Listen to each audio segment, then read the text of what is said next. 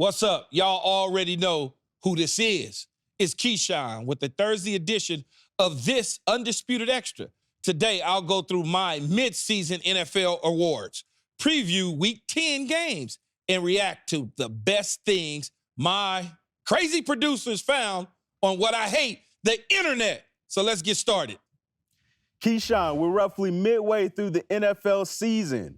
RG3 dropped his top 5 NFL MVP candidates. First up, he has A.J. Brown. At the 2 spot, Lamar Jackson. 3, Jalen Hurts. 4, Tyreek Hill. And at the 5 spot, Tua. Keyshawn, where is he right and where is he wrong? Give us your top 5. I mean, when I look at it, he's not completely wrong about some of the names that's on there. A.J. Brown, he's not completely wrong about, but he's not going to win the MVP race. When you look at Tua, nah, not so much. Lamar Jackson, Tyreek Hill are probably the 2 that could hover around my MVP candidates. But for me, I start off with Lamar Jackson. Then obviously there's Patrick Mahomes. No question about it. You're going to have Patrick Mahomes in the mix. You're going to have Jalen Hurts is in the mix. And then one out of the wild cards out of all of them for me is C.J. Stroud. When you look at C.J. Stroud and look at the performance that he's been able to do thus far at the midway point, historical as far as a young quarterback in the National Football League, no other quarterback in the history of the game has done what this young man has done. Through 8 weeks of football season, they're 4-4. He has 14 touchdowns to 1 interception, despite a new head coach, a new offensive coordinator. And when you talk about the weapons around him, he doesn't have Tyreek Hill, by way who's on my MVP short list is Tyreek Hill, finishing up at the 5th spot. So when you start to really dive into it, will this rookie win the MVP? What if they win the division? And what if he's got 30 touchdowns to 5 interceptions and they win the division and he continues to ball out? Do you erase him completely from that conversation? I don't think so. But Lamar Jackson is my MVP. C.J. Stroud with the hot take. Let's get into some more awards, starting with Defensive Player of the Year. Obvious choices that come to mind: Micah Parsons, T.J. Watt, Myles Garrett. Is your pick one of these 3 guys, or does someone else come to mind? No, it is one of the 3. My pick is certainly one of the 3. T.J. Watt is certainly there. Micah Parsons has a sexy, hot name. If people want to build it up, it's the Dallas Cowboys. But the guy in Cleveland and Myles Garrett is a game changer, a game wrecker. You see what he did the other day, blocking field goals, they scooping and scoring, sacking quarterbacks. I mean, he's just consistently balling out in Cleveland. But the fact of the matter is he's in Cleveland. So nobody really is paying much attention to him unless you are an NFL guy. If you're an NFL guy, you know exactly who Myles Garrett is. If Myles Garrett was in Dallas, or Myles Garrett was in San Francisco, or Myles Garrett was in New York or one of the New York teams, we'll be talking about one of the greatest defensive ends in the history of the game is the way it would be built up. So Myles Garrett right now is my defensive MVP. All right, moving to the offensive side of the ball. We got Tyreek Hill, CMC, A.J. Brown. Who's your pick for Offensive Player of the Year and why? My pick for Offensive Player of the Year right now is a toss-up, if I could do such a thing, between Tyreek Hill and A.J. Brown. A.J. Brown's been able to do some things that nobody in the history of the game outside of a guy like Michael Irvin was able to do. When Michael Irvin was playing, he went on 11 straight 100-yard games. You know how hard that is. A.J. Brown has 6 straight 100-yard games. You know how hard that is. That's very, very hard. I don't think people realize those sort of things. And then you talk about Tyreek Hill. Both of these individuals on course to eclipse over 1,900 yards at the receiver position. I just think long-term, if we're talking about Offensive Player of the Year, A.J. Brown has a longer runway than Tyreek Hill. Tyreek Hill has to worry about whether or not his quarterback can stay healthy. He has to worry about teams trying to take him completely away from him. And A.J. Brown just keeps cooking. He just keeps cooking. His team sitting at 8-1 right now. How could you not vote for a guy like this? Keyshawn, is A.J. Brown the best receiver in the NFL? A.J. Brown is one of my 5. I don't like to rank wide receivers. I don't want anybody being mad at me. So I like to say one of the top 5 guys because Devontae Adams is in Oakland or Las Vegas, not Oakland. I continue to keep calling him Oakland, but Las Vegas playing with not so good quarterback offensive play. He's still one of the top 5 receivers because if you insert him into a lineup with a dominant quarterback, imagine what that looks like. Then you got A.J. Brown, you got Tyreek Hill, Justin Jefferson's been put on the shelf. So when you start to kind of look at this, you say to yourself, he's one of the top 5 because I don't want to just say one guy, 2, 3, 4, 5 because I don't need nobody mad at me. According to DraftKings Sportsbook, these are the most recent odds for Coach of the Year. Lions head coach Dan Campbell is plus 180. Dolphins head coach Mike McDaniel is plus 400. Texans head coach DeMeco Ryans is plus 500. And the Jets head coach Robert Saleh is plus 1,000. Keyshawn, who is your pick for Coach of the Year? My pick would be DeMeco Ryans. As I said before, you got a new head coach. Dan Campbell's done this before. His team was good at the end of last season. Coming into the year, a lot of people expected them to win their division, go to the playoffs, and make some noise in the NFC. Nobody can sit here and look at us in the face and say, oh, I thought that the Houston Texans were going to be 4-4 and their quarterback was going to be an MVP candidate. Lies, lies, lies, and more lies. So I'm giving it to DeMeco Ryans going away. Keyshawn, take a look at our buddy Craig Carton's top 4 AFC and NFC power rankings. In the NFC, he's got 1, the Eagles, 2, the 49ers, 3, the Lions, and at the 4th spot, your boy Skip Bayless's Cowboys. In the AFC, Craig's got 1, the Ravens, 2, the Bengals, 3, the Chiefs, and 4, the Dolphins. Keyshawn, who are your top 4 teams in the NFC and AFC? I would say in the NFC, I'm going Eagles, Detroit, Niners, Cowboys. And the only reason why I put the Niners, who's on a 3-game skid, in front of the Dallas Cowboys is because they beat them. That's the only reason why. And I slashed Dallas in there with Seattle. They play each other in a couple weeks. This will certainly determine a lot in terms of the outcome in the NFC. And in terms of the AFC conference, I'm looking at Baltimore, Kansas City, Cincinnati, /Miami, /Buffalo. That's kind of my top 5. Even though it's 6 teams, I'm slashing. So I give them half and a half at the 4th spot. So the 5th spot, better yet, and it makes 2 teams there. Keyshawn, who's the best team in the NFL overall? I believe the best team in the NFL overall right now has to go to the Philadelphia Eagles, with the Baltimore Ravens slightly behind them. Let's stick with the NFL. I'm going to give you 3 matchups, starting with the Texans versus the Bengals. C.J. Stroud is coming off a record-breaking week and is looking to put a stop to Joey Burrow and the Bengals' 4-game hot streak in Cincy. Make your pick for this game, Key.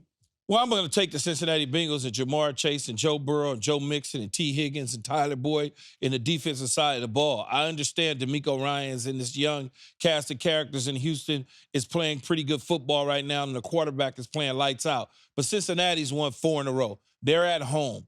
They can smell it. They can smell the division. They can smell the playoffs. They completely have turned their season around from the start of the year when Joe Burrow was kind of hampered with a little bit of a calf injury. So I could not pick the Houston Texans in this situation. I'm going with the Cincinnati Bengals. Up next, we got the Niners versus Jags. Both teams are coming off a bye. The Niners are licking their wounds after a 3-game skid, while Trevor Lawrence and the Jags look to move to 7-2 on the year. Who you got? I'm going to take the San Francisco 49ers in this situation. Steve Wilkes is coming from the box down to the sideline so he can have better communication with his defensive unit. Then when you look at it, they bring in Randy Gregory from the Denver Broncos a couple weeks ago, so he's getting used to it. Now, all of a sudden, Chase comes over from the Washington Commanders to go along with his former Ohio State teammate in Bosa. You hopefully will get Trent Williams back. Deebo Samuel will be a little more healthier. So you start to look at this physicality of San Francisco 49ers on this 3-game skid. Brock Purdy's got to get back to form before they start talking about taking a quarterback in the draft. And Kyle Shanahan knows in order to win the division, they've got to win this game. In order to stay pat in the conference, they got to win this game. I like Jacksonville, just not this week against the San Francisco 49ers. Lastly, divisional rivals, the Browns versus Ravens. MVP candidate Lamar Jackson versus Defensive Player of the Year candidate Myles Garrett face off in Baltimore. The Ravens are favored by 6. Will the Browns get the upset? You know, the Ravens are favored by 6 points in this game at home. I don't think Deshaun Watson and Myles Garrett go into Baltimore and upset the Baltimore Ravens. The Ravens have found something, especially in the passing game. Very precise in the passing game for Lamar Jackson. They're finally starting to use OBJ a little bit more. He's getting involved. People are starting to see that. You got Nelson Aguilar. You got Duvernay. I mean, you just got a nice group of talented players finally, and Mark Andrews at the tight end position finally around Lamar Jackson in the passing game. We already know what Lamar is. We know what he can do. But then again, the defense is playing lights out for the Baltimore Ravens right now. It's kind of getting back to that Raven style of football. They're not running the ball at an extremely high clip. They got a mix of balance. Hopefully the Harbaugh-Michigan thing doesn't affect his brother in Baltimore. I don't think it will. I'm taking the Ravens. Moving on to the NBA. The Dillon Brooks versus LeBron James trash talk saga continued last night. After Brooks claimed he was going to lock up the king, he was seen staring down LeBron before the game. The pair also had a mid-court stare down during the first quarter, with neither guy backing down. The Rockets got the last laugh this time, blowing out the Lakers 128-94. But Keyshawn, we want to know, who was the most annoying trash talker you ever faced in your NFL career? You know, when you start thinking about trash talking, nobody really was annoying. Really the ones that, I don't know, I really didn't pay attention to many dudes that would try to talk trash, because the ones that tried to talk trash, they couldn't play actually on the field. They were not good. They use that as false bravado. Then they go out there and they get torched. So the good players like the Deion Sanders and the Charles Woodsons of the world, the Patrick Surtains, the Sam Madisons, the Ty Laws, that they just didn't say anything. We just played football. We were buddies, and that was what it was. But the dudes that actually could not play, that were hot garbage, those was the ones that's like, and you have to tell them, man, if you don't be quiet, like, what, you know. And then we get into it at that point. It became a real trash talk battle, but clearly I won all the trash talk battles. It wasn't even close. So because there's nothing they could say to me. So it's safe to say nobody threw Keyshawn off his game. Oh, no. Nobody threw me off my game. That was a waste of breath and conversation to even try to have, man. You trying to talk trash to me? You wasted your time. You are going to embarrass yourself, and then I'm going to let everybody know how embarrassed you are by just simply turning to the media post-game and letting them know what I did to you. Speaking of media, let's get into some social media world with some videos we want you to react to. We talked a lot about Raiders interim head coach Antonio Pierce this week. Take a look at this.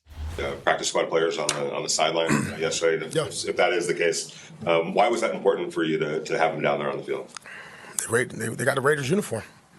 Them guys bust their tails. You know, last week was just 2 days. This week it'll be 3 days, and they're getting us looks both on offense, defense, special teams. They're working out in the morning. They're in the meetings. They're in everything about it. But then on game day, where are they? That wasn't my belief. I've been at other places, either as a coach when I was in high school or college.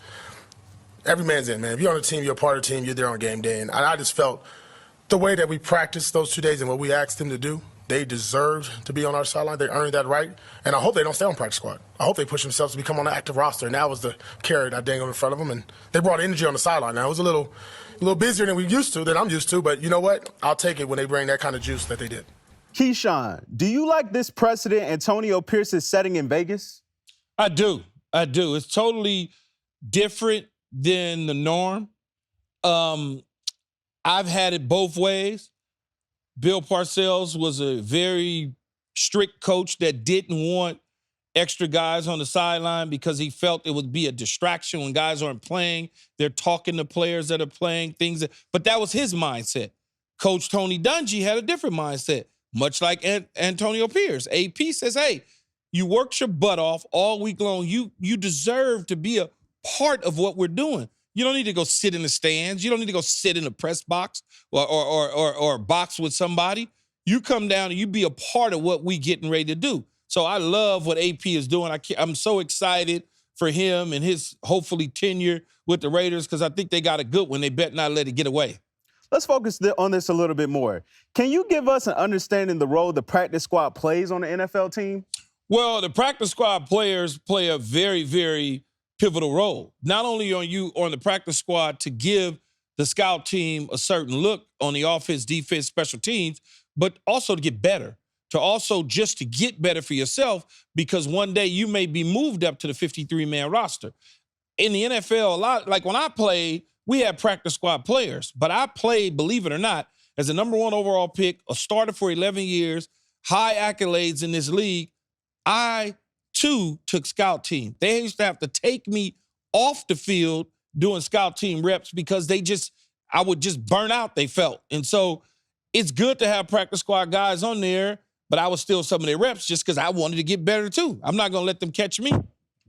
A TikTok video surfaced showing Ravens all-pro tight end Mark Andrews, who is a diabetic, checking his blood sugar on the sideline in the middle of the game. Take a look. How did that do, brother? Check my blood sugar. You recognize those pass? Every time I come off the field. Yeah. I bet you using it. When my blood sugar's a little higher, I got to give insulin, bring it down. When it's low, I take some sugar, like some Gatorade or something like that. Fans don't often see this side of NFL players, and we tend to forget they're human off the field. Keyshawn, what's your reaction to this? I've never personally seen anything like this. I'm just like, oh, my goodness, what if he forgets or something? I don't know. I mean, I'm glad that he's doing it. I'm glad that he remembers to do it because if it was me, I probably wouldn't remember to do it because I would be so locked in on the football side that even though this is obviously more serious than playing a game of football, I just probably, I don't know, I would probably forget. But it's a good thing that he's doing it. And it gives the fans an in-depth look at reality and football players are people too. They're just not some guys in uniforms, that they're actually people. So, I'm glad he's doing it though. Let's get on a lighter note. We got former MVP Cam Newton saying ex-Panthers QB Jimmy Clausen tried to charge him $1 million for a jersey number when he was in the NFL. Watch this. But how you solidify the number, though? Number 1. I don't even want number 1. Man, Jimmy Clausen, we cool now. Jimbo. He's like, shit, if you want it, you got to pay for it. I was like, cool, how much? He said $1 million. $1 million. I said, boy, kiss my ass, boy. I said $1 million, bro. I said, bro, people don't make $1 million in a lifetime, let alone I'm going to give you $1 million just for a fucking number, bro. So I thought he was playing. The motherfucker comes back and said, okay, bro, I talked to my people. We'll do it for $750,000. I said, oh, you for real? I hung that phone up. True story. Hung that phone up. I called the equipment man. I said, I'm rocking with number 1. I made an oath to myself. I said, that will be the last time Jimmy Clausen will ever be heard of in Carolina. But how you started 2? You always had 2? First of all, nobody's giving anybody $1 million for their damn number. And I know Jimmy. I know Jimmy very well. Very, very well. And if this is true, which I doubt that Cam Newton is even making the story up, it's probably true. Cam first pick, money, the whole deal. So, of course, Jimmy Clausen probably said, I need $1 million. If that was to ever happen to me, I'd just wait him out. You're going to get cut anyway, dog. I ain't even worried about it. That's real talk.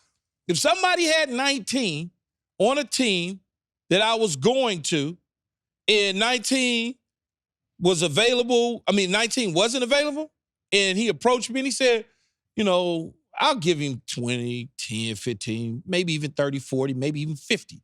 I may just because. But if he tried to tell me some 100,000, 200,000, 750, $1 million, oh no, I'm gonna wait for your ass to get, you're gonna get cut anyway. In fact, I'm gonna tell him to cut your ass and give me the number. That's just the reality of it. I'm surprised Cam didn't do that. I'd have been like, man, you don't tell that dude to get out of 2? get this dude out of 2, man. That's how you handle that. Obviously, a jersey number means a lot to a player. Keyshawn, what did the number 19 mean to you? Well, actually, I wore 3 in college, and I originally applied to get number 3 at the New York Jets when I was drafted. I wore 3 in practice with the Jets, but they wouldn't allow me to wear 3 because at this point in time, single digits couldn't be awarded to skill position players. So what they decided to do when we petitioned it was allow me to select a number in the teens. And so at the time, Pat Kerwin, who was our assistant general manager, son said, hey, I want to pick your jersey number for you. And we went down to the equipment room and he picked 19 because he said number 1 and 3 times 3 is 9. And so I was like, okay, I was number 3. I was number 1, a number 1 overall pick. Okay, cool. I'll take 19. Nobody else in the league for about, I want to say probably a 6, 7, 8 year period of time could not wear anything at the receiver position but an 80 number. I was the only player that had a team number at the receiver position for a very, very long time. And so agents and players complained about that because they called me individualizing myself, which, okay, so what? You're not me, I'm not you. We are individuals, we're different. And then eventually they continued to complain to the point that the competition committee signed off on opening up the team numbers to receivers because the players wanted to try to individualize themselves as well. See, I'm always setting some standards around here, though. Just the reality of it. All right, moving on. All-Pro linebacker Roquan Smith recently expressed gratitude with his trade from the Bears to the Ravens. He said, man, it makes me so happy just knowing my career is not going down the drain. Keyshawn, you've been in Roquan's shoes. Can you speak to being traded and finding success on a new team? You know, when I was traded from the New York Jets to the Tampa Bay Buccaneers, we were successful in New York. It came down to a contract dispute on the economics and setting a precedent on me wanting them to rip up my contract. So they decided that they would rather trade me than set a precedent in the locker room with a guy with 2.5 years left on his deal and rip it up. I was fine with that. I went on to win a Super Bowl with the Tampa Bay Buccaneers, and then I went on to Dallas after Tampa, and I went on to Carolina. So I never was in a situation where I felt like the organizations that I was with never had a chance to win. I didn't go to a doormat organization. I went to a doormat when I was drafted, and then we eventually got Bill Parcells, and we became the bullies on the block. So I understand exactly what he's saying. I feel his pain. I'm glad that he's in a much better spot. The Chicago Bears organization has been upside down for years, and they still are upside down. They still can't figure it out. In fact, they may have to get a new head coach at the end of the season. So I'm not shocked at all he feels this way. Finally, to wrap the show, some news that broke the internet. Travis Kelce has been named this year's sexiest athlete by People magazine. Keyshawn, did People magazine get this right, or is this the Taylor Swift effect coming into play? I would say if this is how they feel, they got it right. I don't subscribe to it. Whatever they say he is. I'm sure you could go on a long laundry list of professional athletes that would probably disagree and say, well, I'm the sexiest athlete this year.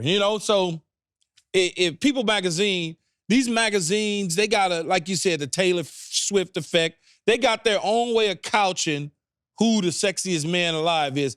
I've been on teams with people that have been considered the sexiest man alive for People magazine. And let me tell you, ain't nowhere near sex nothing. Some of the ugliest dudes that you could think of. But, that's just, it's the hype, man. It's the hype. That's all it is. It's PR. Keyshawn, we're seeing a lot more Travis Kelce these days. Can the right woman change the level of stardom in your career? Can the right woman change the level of stardom in one's career? I think so. I think the right man and woman can change stardom in one's career. That's why they call it power couples. That's why certain guys and girls connect and all of a sudden they're everywhere, because in our society, especially in the social media world, they get fascinated with this sort of stuff. This stuff is like, ooh, gossip, juicy. Look at this. Oh, my God. And you look at it sometimes, you go, nah, man, she's not good looking, and neither is he. But I don't know. You see it all the time. And I tell people all day long, I don't give a damn. I got some of the most beautiful kids in the world, by far. I'll put mine up with anybody. But at the end of the day, I don't walk around dressing my kids up so that the paparazzis can see them. And people go, oh, they're so adorable. And they put them on the magazine. Now, let them live their lives. And if they want to be something like that as they get older, then I'll allow them to do that. But man, I ain't talking about nobody kids, but it be some little rascal-looking dudes. They be talking about cute. Oh, he's so cute. I'm like, nah, man. Look like a little wet rat. That wraps up today's show. Thanks for joining me. And see you next week for more reaction to the biggest stories in sports. Keep it locked. You know, that's what they say nowadays. It's Keyshawn Johnson. Thanks for watching, Undisputed fans. Do you want more highlights from the show? Make sure to click that subscribe button for all the exclusive content from Undisputed.